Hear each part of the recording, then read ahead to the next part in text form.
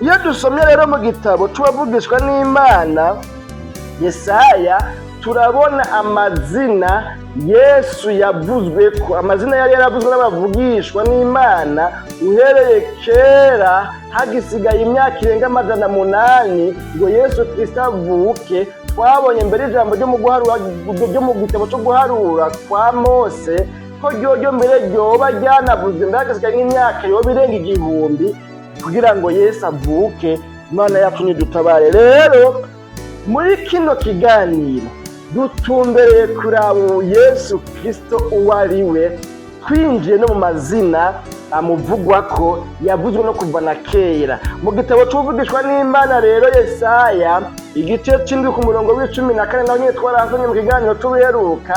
Uretse ko mu kiganiro tubiheruka twashimikiye cyane ku kuntu ukuvuka kwa Yesu kwari kwaravugishijwe abavugishwa batari bake mu isezerano rya kera. Ico nico twashimikiye ko naho aya majambo tuyagarukanye, ubu tuyagarukanye nk'abaje kurabarira amazina Yesu yavuzwe ko yitwa amuranga muri iyo mirongo. Mu gitabo cy'uvugishwa n'Imana Yesaya igice cy'indwi ku murongo wa 14 tuhabana amajambo avuga ngo nico gituma Uhoraho ubwiwe ariwe agira abahe ikimenyamenya. Raba inkumi izosaminda ivyara umwana w'umuhungu, izomwita Imanueli, Imana yacu nihimbazwe. Nico gituma Uhoraho ubwiwe ariwe agira abihere ikimenyamenya. Raba inkumi izosaminda ivyara umwana w'umuhungu, ico turondera niki rero, izomwita Imanueli, Imana yacu nihimbazwe. Iri ni izina rimwe mu mazina yari yaravuzwe mu isezerano rya kera ko Yesu yitwa, ko ariyo mazina ya Yesu. Imana yacu nihimbazwe. Imanueli rero ni rimwe mu mazina yari yaravuzwe yuko Yesu azitwa, ni rimwe mu mazina ya Yesu Kristo. Hanyuma iryo zina Imanueli naryo rikaba risigura ngo Imana iri kumwe natwe, cyane rikaba risigura ngo Imana kumwe natwe. Mu Gifaransa bavuga ngo Dieu avec nous, Imana yacu nihimbazwe. Imanueli ni rimwe mu mazina ya Yesu. Iryo zina naryo risigura ngo Imana iri kumwe natwe. Ntituri twenyene, ntitugaragara, ntitwigera natwe, ntituri nk'imfuvyi, ntituri banyamwigendako, ntitubayeho nk'abantu badafise Imana. Oyaye, turafise Imana kandi iyo Mana iri kumwe natwe. Iyo Mana ni Emanueli, ni Imanueli. Imanueli bisobanura ngo Imana iri kumwe natwe. Imanueli risobanura ngo Imana kumwe natwe. Abandi mbere bavuga ngo Imana mu bantu. Imana yacu nishimwe, berekana yuko Imana itari kure y'abantu bayo. Imana ntiri kure y'abantu bayo namba na gatoya. Imana irabakunda, Imana irabitwararika, Imana ibitayeho, Imana ibaba hafi. Abantu yaremye mu ishusho yayo ibaba hafi kuruta uko umwambaro bambaye wobaba hafi. Imana ibaha agaciro gusumba ko uwundi muntu wese yobaha.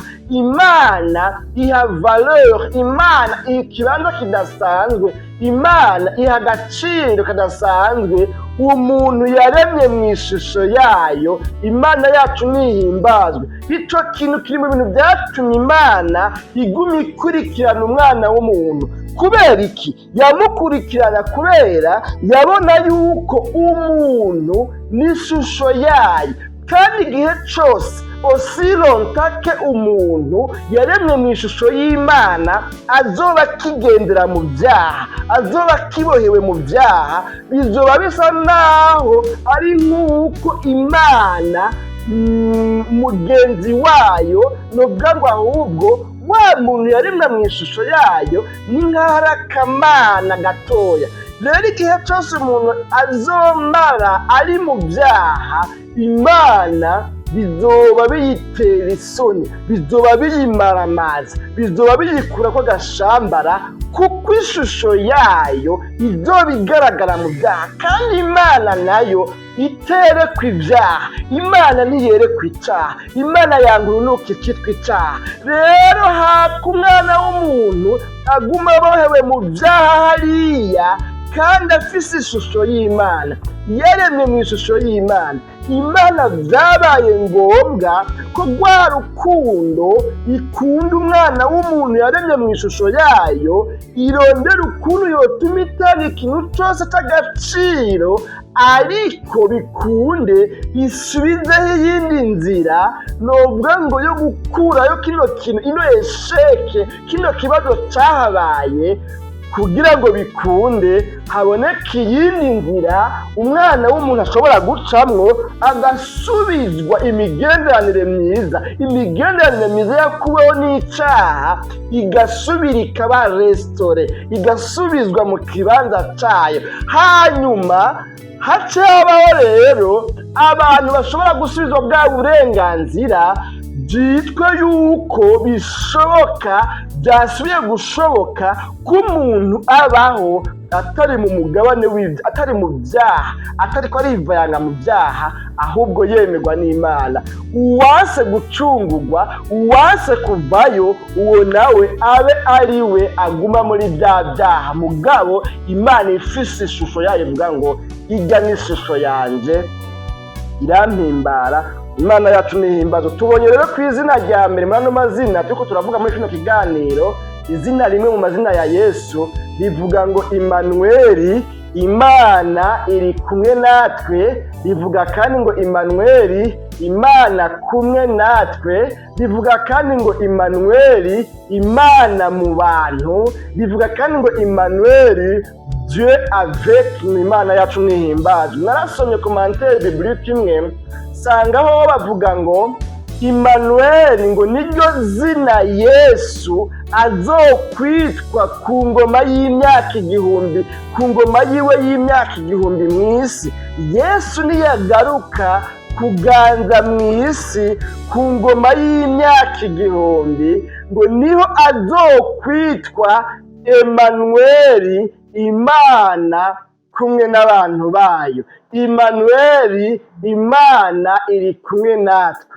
Imanueli, Imana mu bantu bayo. Imana yacu nimbazo. Kandi bino bintu rero nanjye nasomye ndavyemeza. Kubera iki ndavyemeza? Nuko igihe yaje ubwa mbere yaracurangujwe, yarasuzuguwe, yaravumwe amate, kuko yari yambaye ishusho y'umunyabyaha, yari yiremetse, yari yikoreye. Twabonye mu kiganiro cya mbere, muze mu kirari nguma n'abatera intege, twabonye yuko yari ameze nk'umuportefeuille, cette fois-ci atikoreye imizigo duhora tubona ku maparikingi no mu bisaga no muri ville n'ahandi hatandukanye, ariko yari umukarani, yari umwikorezi w'imizigo yitwa ibyaha abantu bagendeyemo. Imana yacu nihimbaza.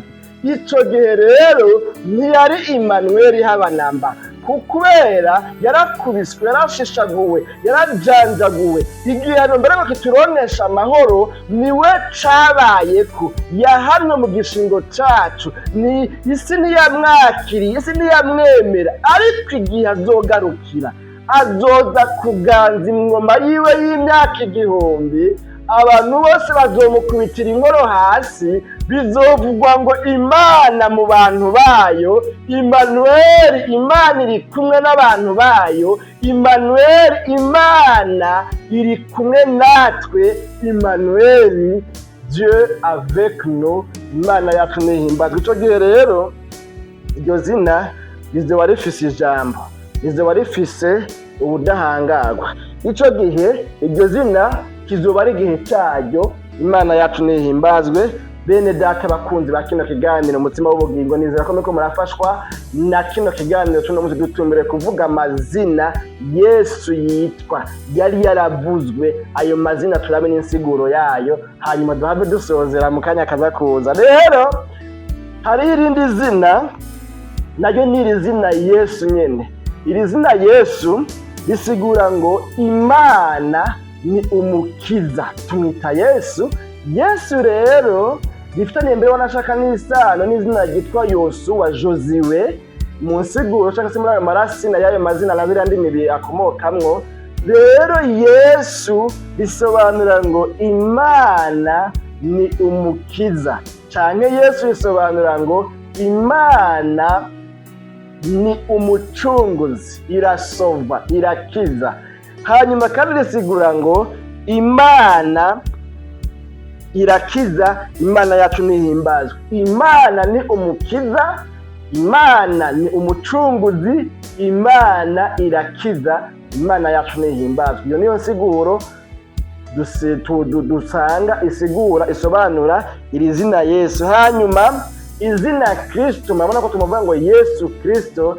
Izina Kristo naryo risobanura cyangwa risigura ngo Mesiya, cyane intumwa, cyane uwasizwe amavuta, Imana yacu nihimbazwe. Kristo risobanura Mesiya, Mesi mu Gifaransa. Izina Kristo risobanura intumwa, l'envoyé, intumwa. Izina Yesu abame Kristo rishoboye rigasigura kandi uwasizwe amavuta, Imana yacu nihimbazwe. Uyu mugenzo cyangwa kino gikorwa cyo gusiga amavuta, cyo gusigwa amavuta, ni igikorwa caba mu Bisirayeli, mu ihanga rya Isirayeli, muri kahise karyo. Iki kintu cyo gusigwa amavuta ya elayo cyakunda kuba mwibango ryo kwimika abami. Urobanuriwe kuba umwami baramusuka kwa mavuta, bamwimikisha amavuta. Mu yandi majambo, muri kino gihe byasigura ngo baramwatiye, yatigwa nk'uko asutswe kwa mavuta. Asutswe kwa mavuta yacaba umuntu atandukanye n'abandi. Asutswe kwa mavuta hari iyindi dimension, novuga ngo spirituelle, yaba aciye akoreramwo. Asutswe kwa mavuta ntiyaba kiri wa muntu asanzwe. Amavuta yamwinjiza, yatuma yinjira mu nshingano zo kuba umwami. Ariko atarasukwa kwa mavuta byari ibintu bisanzwe, bari umuntu nk'abandi. Narasomye ijambo ry'Imana asanga aya mavuta yakoreshwa mu kurobanura abami, aya mavuta yakoreshwa mbere ngo no mu kurobanura abantu bahawe amabango y'ibikorwa by'Imana, amaposte kanaka y'ibikorwa by'Imana mu rusengero. Nabo ngo barabasuka kwa mavuta, ntibayasuka ku bantu gusa, baranayasuka no ku bantu barobanuriwe kuba abakozi b'Imana mu maposte cyangwa se mu byicaro bitandukanye. Rero aya mavuta ngo cyarazira, hariho icyagezwe kibabuze ko kizira kikaziririzwa kwigana ayo mavuta. Ayo mavuta naho formule chimique yayo yari isanzwe hari mu bitabo, naho ari we wese yashobora kuba yosoma ingene ayo mavuta yakozwe n'ibiyakozwemwo, akaba yoshobora nawe guhingura nk'ayo, ariko cyari kibujijwe ko ayo mavuta yiganwa. Byavuga ngo aya mavuta naho mwebwe mubona umengo mwoshobora kuyigana, ibiyakozwe nko murabizi, ufata ko muri kiniki niki ugateranya niki ugateranya na kijya, hanyuma ugashiramo ibimota bingana gutya kunuku akabona kwitwa aya mavuta. Naho bimeze gutya namwe mushobora kubikora, kirazira kikaziririzwa mu Bisirayeli ko hari umuntu azoya pirata. Kirazira kikaziririzwa ko mu Bisirayeli hari uzokwigana aya mavuta yimikishwa abami, akoreshwa mu kurobanura abantu bada mu bikorwa by'Imana. Tubona muri kino gihe ibintu byaratitutse, umuntu abonye ko batevye kumusengera mw'ishengero asanzwe asengamwo, akabona batevye kumusuka ko amavuta y'ubwarimu, y'ubuprofete, y'ubuapotre, amavuta atandukanye kumbure y'ububishopu, ibintu nyene nk'ivyo, y'ubudiyakoni, batevye kumusengera atabona ko bamurenganije, agaca arondera uwundi muntu kanaka mw'ishengero kanaka, ubona ko amashengero yagwiriye, agaca agenda ahandi kugira ngo bamusengere. Ihi bambewe, ibi bintu ntibikwiye gupiratwa, ibi bintu ntibikwiye kwiganwa, nawe umengo umuntu yabikora hovyo, oyaye ni ikintu kidasanzwe gikwiye kubahwa. Aya mavuta arobanuzwa abami canke arobanuzwa binjira mu bikorwa vy'Imana, akwiye kwitonderwa, nakwiye gupiratwa, nakwiye kwiganwa, nukwiye kubifata nk'aho umengo na naka arabikora ataca nsumvya na jewe. Oyaye nimba hataragera ntiharagera, nimba utaragira igihe co gusukwa kw'ayo mavuta, yewe wihangane urindire, kandi naho tunayasukwako kora ibyo uhambije bihuye n'ibyo wemerewe, mugabo biriya utemerewe uzokwemererwa cyangwa uzohabwa uruhusha rwo kubikora ari uko ususwe kwajya amavuta. Rindira uzobikora ico gihe, igihe kitaragira nibibera amahoro, utekereze ugume hamwe. Aya mavuta niba yarondera n'importe comment, niba yarondera hovyo, oyaye nibashiramwo ingumu n'imigere n'amakofe, oyaye ahubwo igihe cavyo kigeze urabibamwo. Nuko rero none rero Kristo rero ryasigura ngo Mesiya, ryasigura kandi ngo intumwa. Kristo kandi ryasigura ngo uwasizwe amavuta, Imana yacu nihimbazwe. Iyo tuvuze rero ngo Yesu Kristo, tuba tuvuze ngo iki?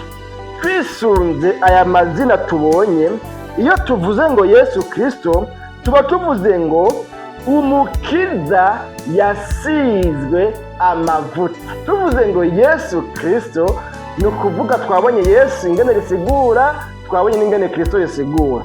Tuyavugiye hamwe rero nico kimwe nuko tuba tuvuze ngo umukiza yasizwe amavuta, Imana yacu nihimbazwe.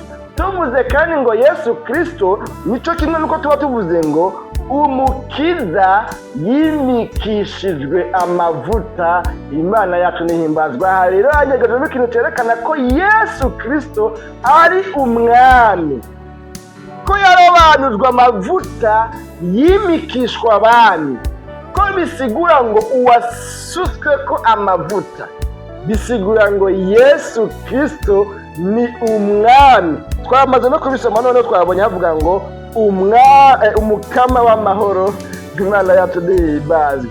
Tuvuze rero Yesu Kristo kandi, iruhande yo kuba tuvuze ngo Yesu Kristo, bisigura ngo umukiza yasizwe amavuta, iruhande yo kuba tuvuze ngo umukiza yimikishijwe amavuta, tuvuze Yesu Kristo kandi rero burya tuba tuvuze ngo umucunguzi yasizwe amavuta. Tuvuze Yesu Kristo kandi tuba tuvuze ngo umucunguzi yimikishijwe amavuta, Imana yacu nihimbazwe. Nano mazina rero tubonye muri no mirongo imaze kurengana, cyangwa se muri no majambo tumaze kuvugana.